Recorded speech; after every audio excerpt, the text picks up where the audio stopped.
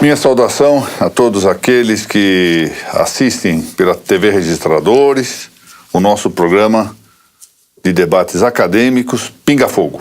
Como sabem, uma ressuscitação em tempo e modo de uma antiga prática que havia já há dezenas de anos aqui em São Paulo, graças ao nosso saudoso Gilberto Valente da Silva. Quero agradecer ao Dr. Francisco Raimundo, reitor da Uniregistral, a promoção dessas nossas reuniões, bem como a doutora Maria Michalopoulos, que dirige com muito cuidado este nosso programa, que conta com um corpo administrativo e técnico a quem eu também dirijo o meu reconhecimento e as minhas saudações. As perguntas para o nosso programa devem ser enviadas para pinga.fogo@arispe.com.br pinga.fogo@arispe.com.br. Como de hábito, está aqui ao meu lado esquerdo o Dr. Narciso Orlandi Neto, autoridade consagrada do direito registrado notarial brasileiro, e à minha direita o Dr. Sérgio Busso, que é já conhecido, atualmente e desde 2003, titular do registro de imóveis da cidade de Bragança Paulista, aprovado que foi no segundo concurso que se realizou aqui em São Paulo, depois da vigência da Lei 8.935 de 1994, concurso esse presidido pelo desembargador Otávio Stuck. O doutor Sérgio Busso, que havia já adquirido uma experiência vasta de cerca de 20 anos na comarca de Rio Pardo, ali atuando como escrevente e oficial maior, tal designação da época, vigente aqui em São Paulo, no registro de imóveis dessa comarca. Depois concursou-se, eu tive a honra de ser um dos integrantes da comissão de concurso, então presidida pelo desembargador Antônio Carlos Alves Braga, e a qual comissão também se agregava o nome de meu estimado amigo Dr. José Renato Nalini. Esse concurso foi em 1992-93, ele assumiu em 1993 o cargo de tabelião de notas da comarca de Araraquara, onde permaneceu até 2003, quando então tomou posse no cartório de Bragança Paulista. Agradeço a presença do Dr. Sérgio e vamos saltear algumas perguntas que aqui se encontram. Felizmente houve uma remessa muito interessante de perguntas adicionais. Não será possível, dentro do prazo que temos aqui, do tempo que temos disponível para o programa, fazê-las integralmente, mas ficam sempre remontadas a atividades futuras. Vamos lá, pergunta que é muito bem feita por esse estudante, assim se diz, da comarca de Uberlândia, cidade de Uberlândia, cidade mineira de Uberlândia, Luiz Antônio Almeida Liberato. Não é a primeira vez que ele nos dirige indagações aqui, e mais uma vez, uma indagação interessante. Diz ele o seguinte: a Lei 13.465 de 2017, esta lei que resultou da conversão da medida provisória a respeito da regularização fundiária, trouxe alteração do artigo 171 da Lei número 6.015 de 1973, no que respeita ao tema da competência para a matriculação de atos referentes às vias férreas. Anteriormente, diz ele, a matrícula era feita na estação inicial e, doravante, na situação do imóvel. Ora, considerando que a via férrea é um complexo de bens com unidade econômica e jurídica, diz ele, inscindível, de acordo com Serpa Lopes, ele pergunta se no entendimento nosso aqui, a especialização dessas vias férreas, segundo a nova regra de competência, levará a que se abra a matrícula do todo em cada circunscrição, pela qual perpasse a via férrea, ou se deve haver o desmembramento dessa via por área particular em cada circunscrição, o que, segundo ele, e parece bem, geraria um altíssimo custo para a apuração da especialidade correspondente de cada parte. E diz mais que, parece que esse é o entendimento dele, que o registro da área desmembrada ou por área desmembrada levaria ao desvirtuamento da unidade econômica, funcional e jurídica da via férrea. Muito bom. Quer começar, doutor Sérgio? Sim, primeiro agradecer a oportunidade que a Arisp está nos dando para participar de um evento da importância deste Pinga Fogo, e a nossa permanência também é admitida pelo nosso presidente, o Dr. Ricardo Dipp, e ao Dr. Narciso Orlandi Neto, que também está fazendo parte do nosso grupo. Com relação a essa questão da linha férrea, ela tratava de forma diferente aquilo tudo que o registro de imóveis pregava, ou seja, a competência territorial do registro de imóveis do local onde estava situado o bem. O artigo 171, agora parágrafo único, ele veio resolver essa questão. E parece que ele determinou, com linhas bem claras, qual o comportamento do registro de imóveis agora. Ele deve buscar do registro de imóveis onde está registrada toda a área de terras daquela malha ferroviária, uma certidão já mencionando quem se apresenta hoje como titular dos direitos daquela faixa. Ou seja, nós vamos ter mais ou menos aqui em São Paulo 5 pessoas jurídicas na qualidade de titular dessas áreas. Só que hoje está na mão da União.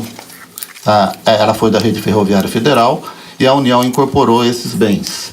Então precisa se levar para a estação inicial essa especialidade subjetiva de quem se apresenta hoje como titular desses direitos. O registro de imóveis desta estação inicial, dando a certidão de que na comarca de Bragança Paulista nós temos um pedaço registrado lá, para mim, eu acho que as coisas ficaram muito mais simples, muito mais fáceis de serem digeridas, quando nós temos o parágrafo 1º e o artigo 171, do artigo 171, o caput também, mencionando que precisa só da certidão deste registrador de imóveis, da planta e memorial descritivo, indicando esta área para o novo registrador de imóveis. Então, se nós temos a comarca de Atibaia como estação inicial, nós vamos receber da registradora de imóveis de Atibaia uma certidão mencionando que tem terras lá fazendo parte do registro dela que pertence ao território de Bragança Paulista, em nome da União e não daquelas pessoas jurídicas que estavam antes determinadas lá devido a essas incorporações que tiveram. E eu, como registrador de Bragança Paulista, só com esses dados, esta certidão dela, um requerimento específico da União, nos termos do artigo 246 da Lei 6.015, parágrafo 1º, procedo à abertura da matrícula. Eu vejo nessa direção de uma facilidade que o legislador quis dar. Vou botar uma coisinha. O que o senhor registra no seu cartório, nesse caso? Só uma parte? Eu faço a abertura da matrícula, ela sempre parte.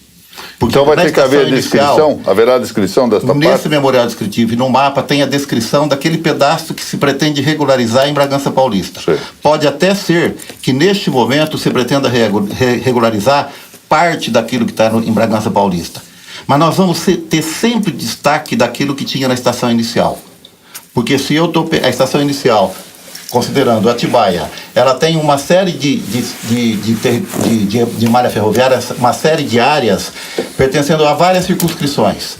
Cada uma, na hora de regularizar, vai retirar de lá. Então vai ser sempre destaque. Abro matrícula em nome da União, porque já vem de lá para cá, do cartório de registro de Atibaia, informação de que a União ela é detentora de uma faixa de terras que assim se descreve. Ela vai descrever, ela pode descrever a área toda que pertence. Eu nem sei se ela vai ter condições disto, de descrever a área toda que compõe o território, a malha ferroviária de Bragança Paulista. Mas ela pode dar informações de que ela tem registro da malha ferroviária envolvendo Bragança Paulista. O quanto a especialidade objetiva está no mapa e no memorial. Poderia ser questionado se precisa confrontantes assim, a concordarem ou não, se a prefeitura, alguma coisa assim.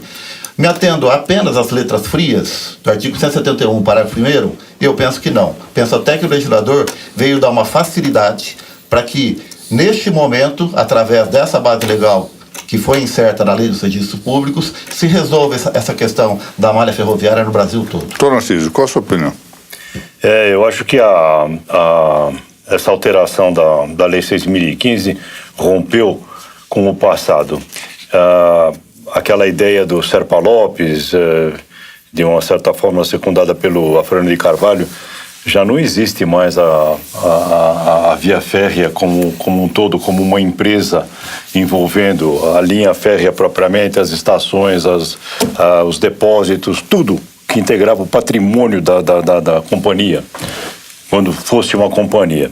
Como passou tudo para a União, Deixa eu fazer um parênteses aqui. Passou tudo para a União, no nosso caso paulista. Nós não sabemos como está em outros estados. O programa é nacional, desculpe a interrupção. Isso.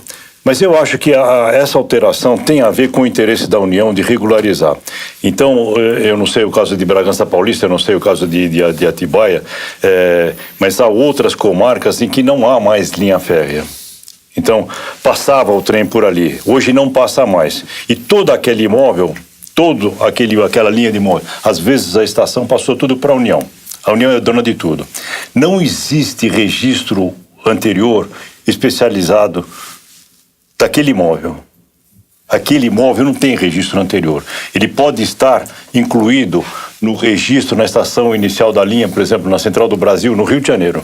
Então existe uma transcrição no Rio de Janeiro, de mais de 100 anos, de toda a linha férrea, da Central do Brasil, compreendendo aquilo. E hoje a União requer pura e simplesmente a abertura de uma matrícula dizendo que é linha férrea e não prova absolutamente nada, ela só apresenta a planta e acabou. Porque Agora, mas só uma pergunta concreta. Na sua posição, abre uma matrícula na estação inicial e depois abre uma pura e simples? Abre a matrícula na comarca da situação do imóvel. Em cada local? Em cada local. E de cada imóvel. Sei. Eu pergunto o seguinte, eu tenho forte dúvida a respeito de toda essa matéria. Primeiro, que interesse tem a União nesse registro, sendo imóvel público? Essa é a primeira coisa. Dispor. E procedido dispor. Também. Só por dominical? Dispor. Só para poder dispor futuramente? Isso. Só por isso? Só. Sei. E procedido a abertura da matrícula, nós devemos comunicar ao registrador da estação inicial para ele já começar a dar baixa. Até que em determinado momento, ele vai falar não tem mais nada a registrar. Vai ser uma formalidade, porque ele não tem absolutamente condição de controlar a especialidade. E o curioso é que o parágrafo único do 171, ele nem sequer exige matrícula ou transcrição anterior. Ele fala caso exista. Então, ele liberou. Não parece também que essa falta de controle da especialidade objetiva real possa levar a certas desapropriações, pelo menos, entre aspas, aqui, pode, jurídica? Mas que tá. O oficial vai dar busca antes de abrir a matrícula. Se ele encontrar uma matrícula, ele não vai abrir, evidentemente. Isso quando for possível. E depois, Ricardo, eu acho que o legislador contou com a memória da comarca e do oficial do registro de imóveis. Eles sabem onde passava o trem. Acho que o momento que nós estamos vivendo... O problema são os novos registradores. Os antigos estão de acordo. Não, tem a história da cidade. Acho que o momento que nós estamos vivendo de tantas mudanças no sentido positivo, vamos acreditar que todas as aberturas de matrículas que os registradores de imóveis vão se ater a mapas, memorial, pedidos da própria União, sejam reais, sejam efetivos, até porque a legislação que cuidou da entrega desses bens para a União, aqui no estado de São Paulo, ela vem determinar que esses bens, em momento oportuno, sejam entregues para trabalhos sociais, algumas coisas assim. Tem determinadas comarcas, determinadas cidades, que tem não tem mais essa malha ferroviária. Ali já são avenidas, ali já são escolas, são creches, ou se não tem prédios, tem casas que faziam parte desse complexo. Aí os municípios vão, dentro da responsabilidade que cada um tem, né, fazer a entrega para quem de direito. Mas já existem requerimentos no interior do estado com fundamento no novo 171. Já existem. Vamos lá. A doutora Thaís Luciana Morcelli, de Castelo Branco, lá de Trairi, no estado do Ceará, faz uma série de perguntas, das quais eu vou destacar algumas. Primeiro, o requerimento de suscitação de dúvida pode ser manejado no tabelionato de notas de protesto? Começando com o doutor Narciso. Não, a dúvida está prevista na lei de registros públicos. E se aplicaria, teoricamente, apenas aos processos relativos aos registros públicos do Código Civil. Então, no registro de imóveis, registro civil de pessoas naturais, registro civil de pessoas jurídicas e títulos e documentos. Por expressa disposição da Lei 6.015, um dos últimos artigos. 296. Agora, ele poderia ser usado, e eu acho que em alguns estados já acontece isso, para Eu acho que até em São Paulo já houve algum caso. O tabelião que se recusa a lavrar a escritura a parte insiste e o tabelião acaba suscitando dúvida. Eu acho que já houve no estado de São Paulo. E em relação ao protesto, da mesma forma. Suscitar dúvida em relação a títulos apresentados a protesto. No estado de São Paulo, depois que criaram o pedido de providências, que também existe no Conselho Nacional de Justiça... Foi por isso, que veio de lá. Que veio de lá. O pedido de providência resolve todos esses problemas. Eu acho que... Mas aí não é citação, não é requerimento de citação perante o tabelião e vale os dois lados. Ou o tabelião pede providências... Mas não é dirigido a ele, tabelião. Porque ele não está obrigado a suscitar dúvida. Ele pode dirigir, na verdade, ao juiz. Claro, o tabelião sempre poderá consultar se o quiser. Eu sou meio contra essas consultas, mas tudo bem. Agora, não há o processo da dúvida, aquela história de requerer perante o registrador. Mas tem, Ricardo, tem. Em São Paulo tem acontecido o oficial, a requerimento do interessado, pedir providência ao juiz. Na verdade, isso é uma norma. Procede como dúvida. O interessado que vai lá, pedir. Até porque em São Paulo... Bom, primeiro diga, doutor Sérgio, depois eu direi uma coisa aqui. O procedimento de dúvida no estado de São Paulo, nós temos entendimento de que ele só ocorre com dissenso na área registral. Registro títulos e documentos, registro de pessoas jurídicas, registro de imóveis e registro civil das pessoas naturais. Só nesses segmentos que nós podemos aplicar o artigo 198. A suscitação, ela é sempre feita pelo oficial, de acordo com a lei. Nós podemos tê-la de forma inversa também, que é admitido pelo Conselho. Pode ser pedida contra o meu voto, hein? Contra o meu voto. De forma manifesta. O pedido de suscitação pode ser feito por qualquer um. Eu não sei se a intenção da consulente aí foi no sentido de ver se o tabelião pode pedir a suscitação de dúvida ao registrador. Pode. Acho que ela quer saber se pode usar dúvida no tabelionato de protesto de notas. Se ela pretender saber se ele pode fazer o requerimento, ele pode, só que ele não pode impugnar. Quem pode impugnar é só o interessado.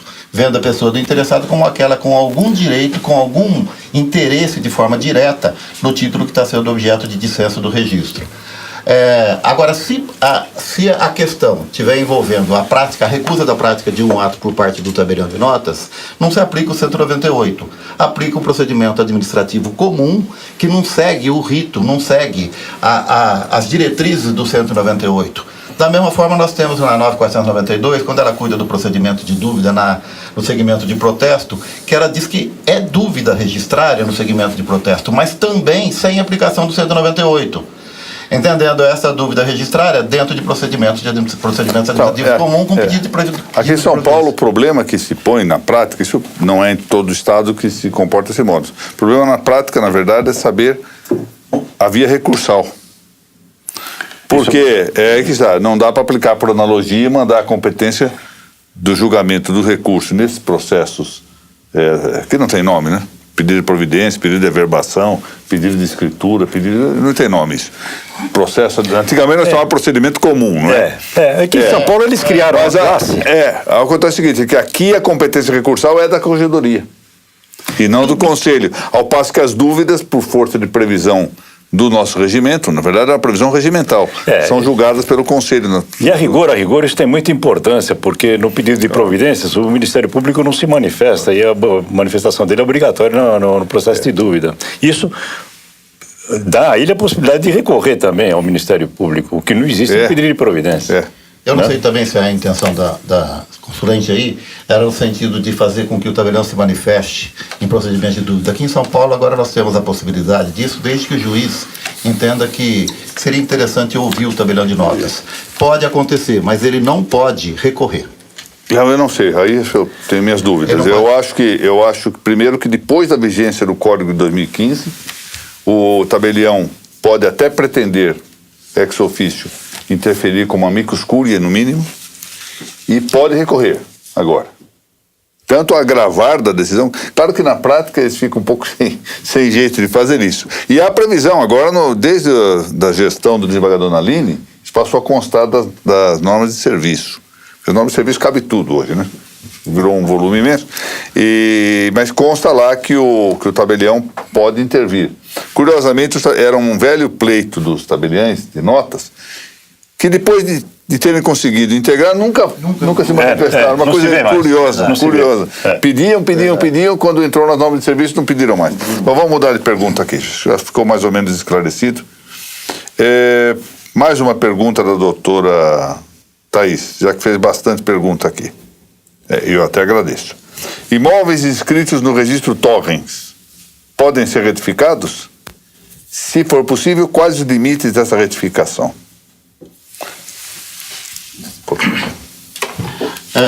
Tem na doutrina, jurisprudência, principalmente na doutrina, o registro de Torrens é bastante questionado hoje. Muita gente achando que não deveria prevalecer mais, o que eu também concordo, até pelo que nós temos na Lei 6.015 e pelas mudanças todas dentro do princípio da especialidade objetiva, onde se pretende hoje, principalmente em relação a imóveis rurais, que o registro de Torrens só se aplica a esse tipo de imóvel, uma descrição, até em determinados casos, hoje acima de 100 hectares, com a necessidade dele vir já ao referenciado.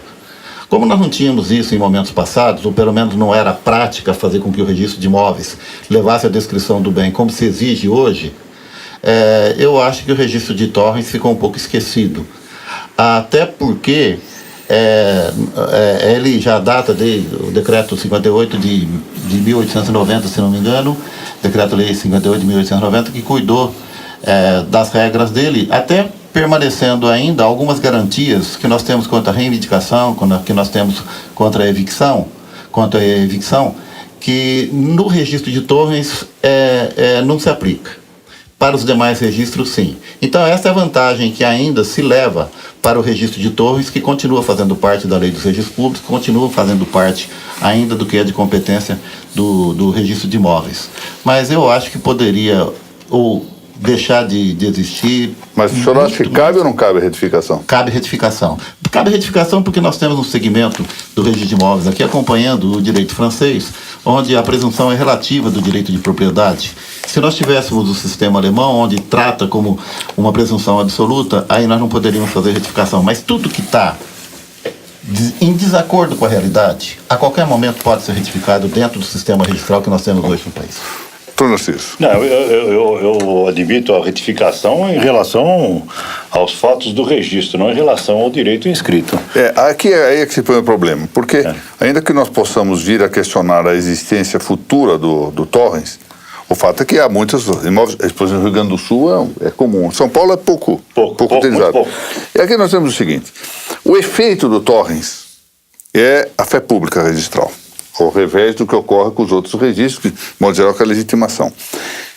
Aí talvez nós tenhamos que estudar um pouquinho, é algo que temos que aprofundar, não sei se nós temos condição de dar uma...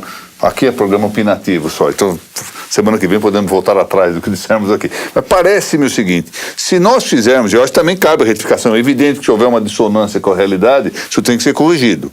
O fato de haver uma fé pública constituída ali não significa que não possa alterar-se. Mas eu não sei se essa retificação, à margem do procedimento normal do Torrens, que é um procedimento especializado, se esta parte retificada atrairá a fé pública, ou se ela está sujeita à legitimação. Eu não tenho dúvida, porque só se admite a retificação intramuros, quer dizer, dá-se ao imóvel uma nova descrição das divisas. As divisas permanecem absolutamente as mesmas. Se então, não houvesse... atrairia a fé pública registral? Sim. Fé pública também para os atos retificados sem observância dos procedimentos constitutivos do Torrens? Estou retificando a descrição o problema é na prática saber se ao terceiro isso não se dá uma impugnação. Se os confrontantes. Mas se os confrontantes não impugnarem, é uma presunção de que sim, de que as divisas são respeitadas. Uma via administrativa. Né? Eu tenho minhas dúvidas, viu, doutor Narciso? Eu estaria hoje tendente a achar que aquilo que foi objeto da primeira manifestação, ou seja, saiu o registro Torrens, isso é fé pública, não há dúvida. A partir daí, as retificações que pudesse haver, aliás, não só retificações, as transmissões, etc., não estão sujeitas aos mesmos efeitos originários. Não, por isso que ele não acho que é por isso que não ninguém tem interesse na fé pública. Bom, vamos avançar. A doutora Thaís nos há de perdoar que não façamos todas as perguntas dela no dia de hoje. Esse excelente tabelião de notas e protesto do Jaú, segundo o tabelião, ele escreveu de Jaú aqui, mas eu acho que é do Jaú. O desembargador Volney Correia Leite de Moraes não admitia que se falasse de Jaú. Tinha que ser do Jaú. Mas eu sempre por causa do ouvi Rio. Jaú. Mas é que é por causa do Rio Jaú. E por isso que era do Jaú, do Rio Jaú. Meu estimado amigo Dr. Rogério Tobias faz a seguinte interessantíssima questão também. A pergunta é: se é possível constar com status de condição no registro imobiliário um contrato de permuta de terreno por unidade autônoma futura. E ele descreve o caso concretamente. A situação é a do dono do terreno, que transmite definitivamente toda a sua propriedade para um terceiro, que será o incorporador e futuramente se compromete a entregar uma ou mais unidades autônomas que ele ficará nesse mesmo terreno. A condição, ele coloca isso entre aspas, a condição, será a entrega futura da unidade autônoma. Além disso, em caso de descumprimento dessa condição, ou seja, a não construção no imóvel e a consequente falta de entrega da unidade autônoma, levará ao cancelamento do registro, e esse cancelamento será possível apenas pela via judicial? Dr. Narciso, quer começar isso? Quer ler? Dr. Rogério caprichou na pergunta, hein? Ou seja, é o que nós temos. Um terreno, depois esse terreno é alienado com a condição de uma permuta que se realizará, só se consumará futuramente, e aí depois o incorporador não constrói nada, o construtor não constrói nada. E o que fazer? Cancela-se pura e simplesmente? Nós fazemos isso com condição suspensiva, que é uma hipótese, né? Ou condição resolutiva, num dado prazo de fazer ou não? São várias hipóteses talvez possíveis aí, né? Essa disposição da 4.591, 64, 2004, são 50 e tantos anos. E nunca se chegou a uma conclusão sobre... Me lembro que há uns 5, 6 anos atrás, ou talvez mais, o Dr. Marcelo Terra pediu a manifestação de várias pessoas que lidavam com o registro de imóveis sobre essa disposição da lei da Lei 4.591. E não chegou absolutamente a nenhuma conclusão. Nenhuma conclusão. Qual seria a natureza jurídica desse negócio em que o dono do terreno permuta o terreno com as futuras unidades autônomas? E por causa disso, a incorporação não vai para frente, não se constrói nada. E daí? E esse negócio? Alguns permutam 80% do terreno. Fração ideal de 80% pelas unidades e fica com 20%. Não, ele entrega os 80% e os 20% ele só vai entregar em troca das unidades futuras. Cada contrato tem uma peculiaridade. Agora, uma vez feita a permuta definitiva e não entregues as unidades, eu não vejo possibilidade de rescisão. O que eu vejo possibilidade é de resolver perdas e danos. É isso que eu ia dizer. Eu vou esperar o Dr. Charles falar para também mencionar nisso. Estou de acordo. Eu penso o seguinte, esse instituto da permuta, ele cai muito bem para as incorporações, porque, no meu entendimento, em não se completando a permuta, tanto de um lado como de outro, vai dar rescisão. Vai se buscar da justiça e volta ao status quo ante os dois permutantes. Via judicial. Segundo, via judicial sempre. A não ser que haja um consenso entre os dois, está resolvido o problema. Mas, se não havendo, tudo bem. O que eu penso da incorporação é o seguinte, na permuta, não na promessa de permuta, já avançando na própria pergunta feita, na permuta eu entrego a terra nua para que o empreendedor execute um empreendimento ali. Só que com a obrigação dele me entregar 5 unidades futuras, 5 apartamentos. Se ele não completou, se ele não executou esse empreendimento, ele não vai me entregar. Ele não entregando, é motivo para eu pedir a rescisão. Eu vou voltar a ser proprietário do terreno e ele vai perder o que ele construiu ali. Quer dizer, o problema é do permutante que está entregando as unidades, porque todo o serviço que ele executou, em primeiro momento, ele pode até perder. Se não perder tudo, vai perder uma parte boa disso tudo. Deixa eu posicionar aqui uma coisa para discussão, hein? Isso é provisório. Primeiramente, eu não posso deixar de averbar aqui, muito agradecido e penhorado ao Dr. Narciso, que acaba de concordar comigo que a permuta pode realizar-se independentemente do cumprimento do outro, que é a tese que eu venho sustentando no Conselho. Acaba de concordar. Dr. Narciso, muito obrigado. Eu acho o seguinte, nós temos aqui, acho que 3 hipóteses, pelo menos, haverá outras, mas 3 hipóteses que nós teríamos que considerar. Primeiro, uma permuta já realizada e que o pagamento do preço seja exatamente a entrega das unidades futuras, era definitiva, como é a pergunta dele. Isso é definitivo mesmo. O doutor Narciso tem toda a razão, o senhor também. Ou seja, só vai poder executar para ir buscar o pagamento que não se fez, via indenizatória aí. Mas, veja, há uma outra história. Nós não podemos fazer esse negócio também com condição suspensiva ou resolutiva? Já constar? Uma permuta seria com condição? Então, se fizer, então aí não precisa de cancelamento. Automaticamente se realizará a condição ou não. Então, é possível fazer como condição, ao meu ver. Ficará um negócio condicional. Aí só se averba o implemento da condição e pronto, está resolvido o problema independente da via judicial. Agora, é preciso que conste claramente que seja condição e não ela é não tá incompatível com o definitivo. Eu concordo, Ou seja, concordo. Aí o problema é esse, não pode ser um negócio definitivo. Se for pro-soluto, pronto. Torture question, não tem que falar em condição. Agora, se for condicional, a verba, se a condição se resolve. Muito interessante a pergunta do doutor.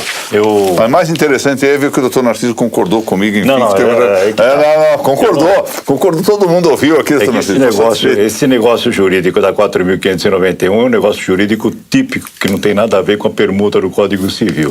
A Lei 4.591 autoriza essa forma de permuta por coisa futura, que não existe ainda. É uma fração... O incorporador vai entregar futuras unidades que ainda não existem. Mas é porque a Lei 4.591 autoriza expressamente esse negócio, que não tem nada a ver com a permuta do Código Civil. Já vou adotar o seu argumento no voto que vou proferir por esses dias. Nós vamos ter registros aí na terra nua e vamos ter registro nas fichas complementares aqui em São Paulo, aqui nós não trabalhamos com abertura de matrícula enquanto ainda na fase de incorporação, mas fichas complementares, que tem todas as características de uma matrícula e vai ser transformado em matrícula quando nós tivermos a instituição, quando nós tivermos a conclusão do empreendimento. Mas quando nós abrimos as fichas complementares referentes a essas unidades envolvidas com a permuta, nestas fichas complementares nós vamos fazer o registro de que aquelas unidades futuras vão passar a pertencer àquele primeiro ou segundo permutante. A condição também seria interessante falar, essa condição suspensiva ou resolutiva, essa condição seria lançada no próprio registro, porque não em termos de averbação. Sim, tem que ser expressa. Não, a averbação é do implemento. Tem que ser expressa. A doutora Priscila Francisco de Paula, eminente tabeliã de notas de Cajamar, estou devendo uma visita lá há mais ou menos uns 3 anos, que é comarca vizinha minha. Ainda anteontem passei por lá, ontem cedo, passei por Cajamar. Faz a seguinte pergunta. Alguém obtém uma liminar para recolher o ITBI pelo valor do negócio e não pelo valor de referência, que é maior. Em caso de liminar, silenciar sobre a forma da cobrança dos emolumentos, que deverá ser a maior parte das vezes, ninguém vai cuidar de como cobrar os emolumentos em princípio. Devemos seguir a base de cálculo definida para o recolhimento do imposto pela liminar? Ou devemos continuar efetuando a cobrança com base no maior valor? Doutor Sérgio. Devemos acompanhar a liminar, porque se a decisão judicial está entendendo que para efeitos de recolhimento de ITBI nós temos que acompanhar um determinado valor, a nossa Lei 11.331 determina que a base, uma das bases que eu tenho para calcular os emolumentos, seja a utilizada para efeito de recolhimento de ITBI. Se a Justiça, jurisdicionalmente falando, já está entendendo que o valor previsto para efeitos de ITBI é aquele que ela está determinando na liminar, eu não posso trabalhar de forma diferente com relação aos emolumentos.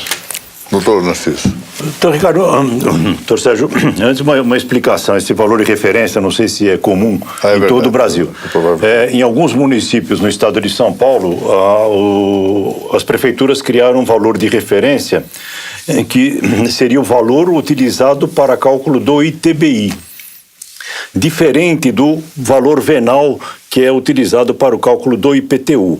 O valor de referência sempre está muito próximo do real, enquanto que o valor venal para fins de IPTU é sempre mais baixo. Então, daí o interesse do município em cobrar o ITBI sobre o valor de referência. O grande problema é que a Lei 11.331 não estabelece nunca como base de cálculo o valor de referência do imóvel. Não existe valor de referência no artigo 7º da Lei 11.331. É o valor do negócio, o valor do IPTU valor venal para o lançamento do IPTU, ou o valor utilizado para o recolhimento do ITBI. Então, o oficial não tem alternativa. Não tem o valor de referência, não é alternativa para ele. Ele só tem o valor venal e o valor do negócio. Utilizado para efeito de recolhimento. Exatamente. Utilizado para efeito de recolhimento do TBI está sendo determinado na liminar. Não tem como fugir. É evidente, se houver alteração futura da liminar, isso se resolve. Não vai receber. Não, vai pagar a mais o... Não, e ele não pode usar o valor de referência porque não é base de cálculo nunca. Ele só usa o valor de referência quando o ITBI tiver sido recolhido sobre o valor de referência. Aí ele tem o inciso 3º do artigo 7º. Vamos lá. O doutor Marcos Vinícius do Amaral, registrador de imóveis de Guaratuba, no Paraná, estado do Paraná, onde agora nós temos o nosso Zé Luiz Germano, que perdemos para o registro de imóveis, o desembargador Germano, que está lá, o Zé Eduardo de Moraes, pai agora de 2 gêmeos lá, o Felipe e o Miguel, além da Sofia. Faz a seguinte pergunta, o doutor Marcos Vinícius do Amaral, a quem agradeço a remessa, o envio dessa questão. Ele indaga se é possível atuar a cindibilidade, ou seja, o princípio da cindibilidade, numa ata notarial. O caso é, de fato, ultimamente tem surgido algumas situações como essa. Lavra-se uma ata notarial, imaginemos que se trate de uma coleta de um testemunho, especialmente agora com a usucapião extrajudicial, chamada IMAL, usucapião extrajudicial, se faz uma ata, recolhe-se o testemunho de alguém sobre a posse, e imaginemos que ele ateste o tempo de posse, essa figura anômala surgida na lei de que ele seria e não esteja na situação de imóvel. Então, o registrador, ao receber esse título, essa ata notarial, verifica o seguinte, que ele podia ter colhido o testemunho, mas não podia ter atestado o tempo de posse. Que o tempo, é preciso que veja isso, que andaram dizendo uma coisa por aí, sem ver direito, que é o notário, um tabelião de notas situado, por exemplo, em Rio Branco, do Acre, pudesse atestar o tempo de posse de um imóvel situado, por exemplo, na capital de São Paulo. Ora, o tempo é sempre um acidente da substância. Não há como destacar o tempo da substância. Então, para a posse é um fato visível, é a notoriedade do domínio. Não seria possível atestar tempo de posse sem ver a posse. Então, seria impossível. Então, é o caso aqui. Em parte, o tabelião de notas era competente, por exemplo, para colher o testemunho de alguém que tenha passado de seu cartório, que esteja na sua circunscrição, e em parte não o é. É a pergunta: a nulidade desta ata deve ser reconhecida inteiramente ou é possível cindi-la e reconhecer nulidade parcial? Ou seja, ela vale naquela parte, embora seja nula na parte em que viola a competência. Ou então o notário, estando de passagem por São Paulo, resolveu fazer uma visita e faz uma vistoria. Para tornar um outro exemplo, ela é inteiramente nula esta ata ou é nula em parte? É esta a pergunta. Quer começar, doutor Narciso? Eu não entendi por que a nulidade da ata. Porque ele não tem competência. Imagina que ele diga que tenha vistoriado o imóvel em São Paulo. Eu tenho um imóvel, vou requerer o reconhecimento da usucapião na via extrajudicial. E tem um confrontante que era meu confrontante há 10 anos atrás. Só que hoje ele está morando em outra comarca e eu quero o testemunho dele. Tudo bem, pode ouvir. Eu vou na outra comarca e pego o testemunho. Mas ele acrescenta o tabelião, por exemplo, que vistoriou o imóvel. Ah, não. E aí, nesse caso, que vamos admitir, vistoriou o imóvel, ou atestou o tempo de posse do imóvel, que não podia, e junto com o testemunho. Essa ata é inteiramente nula ou é só nula em parte? A pergunta dele é se é possível cindir a ata. Qual é a sua opinião? A escritura pública lavrada pelo tabelião em município do qual ele não tem a atribuição é nulo? Ou se trata de mera irregularidade administrativa? Se ele sair da circunscrição dele e for lá, é incompetente absolutamente. O tabelião de Belém do Pará estava passando férias em Porto Alegre. Resolve fazer uma escritura lá em Porto Alegre e diz: aqui em Porto Alegre, de passagem, é nulo. Você não tem competência, é incompetência absoluta. Nesse caso, haveria nulidade mesmo.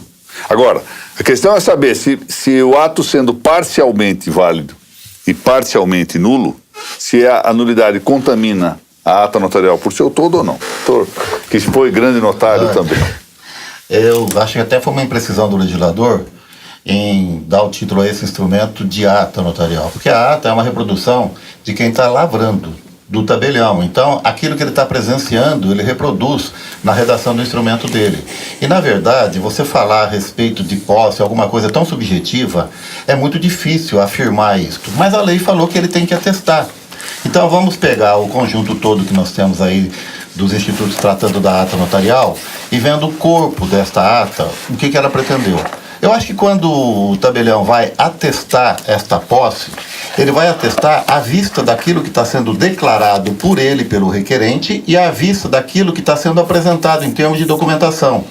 À vista daquilo lá, ele tem indícios, ele pode até afirmar que reconhece a posse daquela pessoa na propriedade, à vista daquilo que está sendo mostrado para ele ali. Agora, se nós tivermos a saída dele até o local do imóvel que pertence a outro município, que ele não tem a competência, eu acho que esse conjunto todo está viciado. Porque eu até não sei se esse atestado que ele está dando de posse também se assenta nesta ida dele até a propriedade. Pode esse conjunto todo de entendimento ter levado a essa expressão, atesto a posse. Mas então, veja, vamos fazer uma pergunta. Vamos dar um outro exemplo concreto. Há um testemunho, ele recolhe o testemunho da Dona Maria. Ele não vai atestar nada, ele só recolhe o testemunho da Dona Maria de que o imóvel está lá sob a posse do seu Tício há 20 anos. E, ao mesmo tempo, ele diz que foi ao imóvel e vistoriou o imóvel. Então, ele não vai atestar tempo de posse, ele só vai dizer: estive lá e recolhe o testemunho. O senhor anularia inteiramente a ata, nesse caso? Eu acho que se eu estiver tratando de assuntos diferentes que não sejam conexos, eu posso cindi-la. Tá bem. Mas quando eu estou tratando ou seja, havendo dúvidas sobre a contaminação, tá certo. Anulo. Estou de acordo. Eu estou de acordo com essa resposta. Eu também não anularia no todo, aproveitaria o útil, não se viciaria pelo inútil, no meu modo de ver, tendência de aproveitar a ata notarial. Se o atestado, como eu não considero que esse atestado seja acobertado por fé pública, mas o senhor disse muito bem, tem um valor indiciário. A não ser, eu volto a dizer, a única forma que o registro notário poderia atestar com fé pública tempo de posse seria que ele tivesse uma cadeirinha sentada bem de frente, não dormisse, certo, se me perdoe, não saísse de lá para nenhum outro tipo de necessidade o tempo inteiro. Como a posse aí, no mínimo, terá de ser de 2 anos, é absolutamente impossível. Fora isso, ele não pode atestar. De jeito nenhum. Ele pode declarar que terá valor indiciário, não há dúvida, eu acho que tem valor indiciário, mas não é atestado. Em princípio, pois, é cindível. O doutor Narciso está de acordo que possa ser cindível? Eu tenho minhas dúvidas, eu estou concordando. Assim. Hoje eu quero pensar melhor. Hoje ele está extremamente... Quero pensar melhor. Bom, nós vamos fazer mais uma pergunta só, e antes de fazer a pergunta eu quero excusar-me. Já me excusei com a doutora Thaís Castelo Branco, com o doutor Luiz Antônio Almeida Liberato, com o doutor Edson Vanderlei Souza, de não podermos fazer as perguntas hoje, que são perguntas mais vastas e que demandariam tempo. Nós já estamos com 40 e tantos minutos de programa.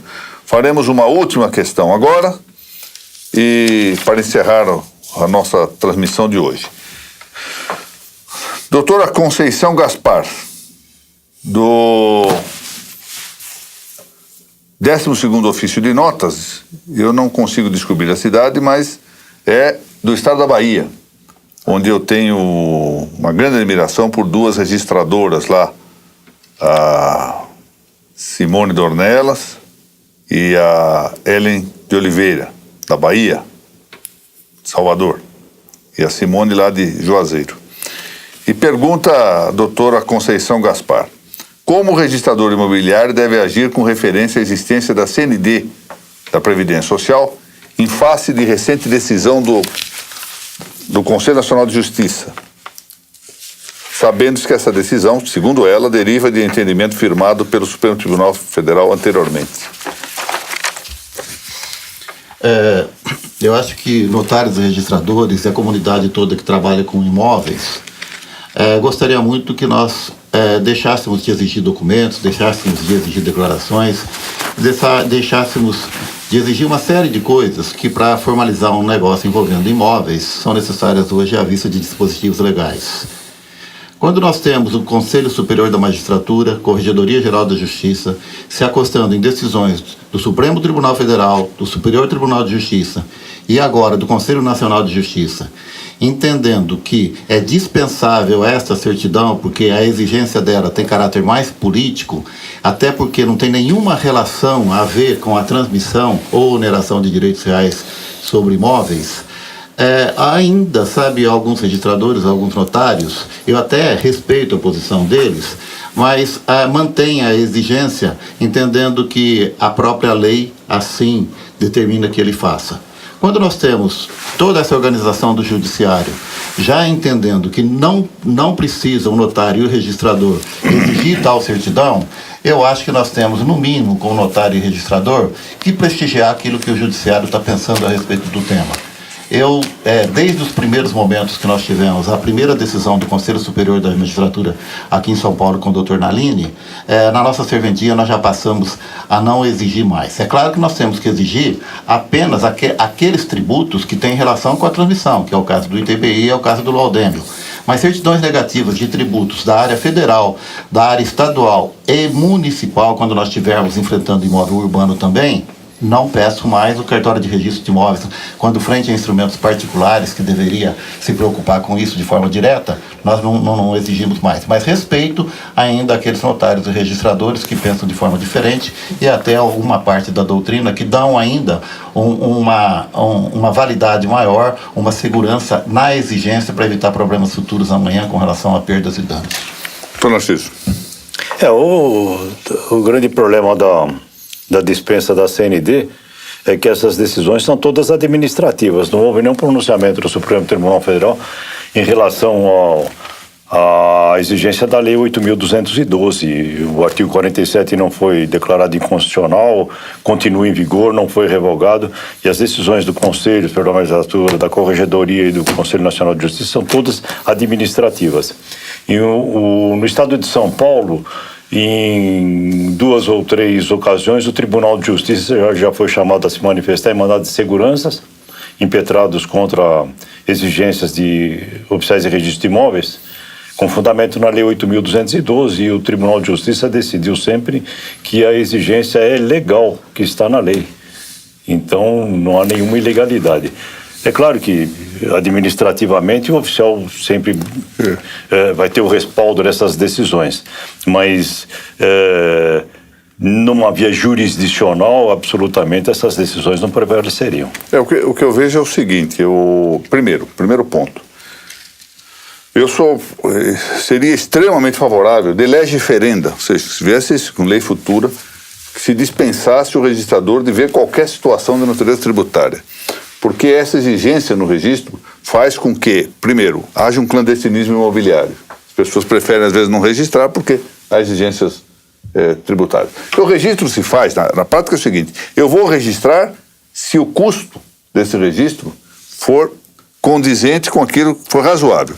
Se for excessivo, eu prefiro arriscar e vou confiar, por assim dizer, no fio de barba do vendedor. Segundo, além de provocar o clandestinismo imobiliário por ser de elevado custo, ou seja, muitas vezes, faz, às vezes, no fundo, do aparato fiscal.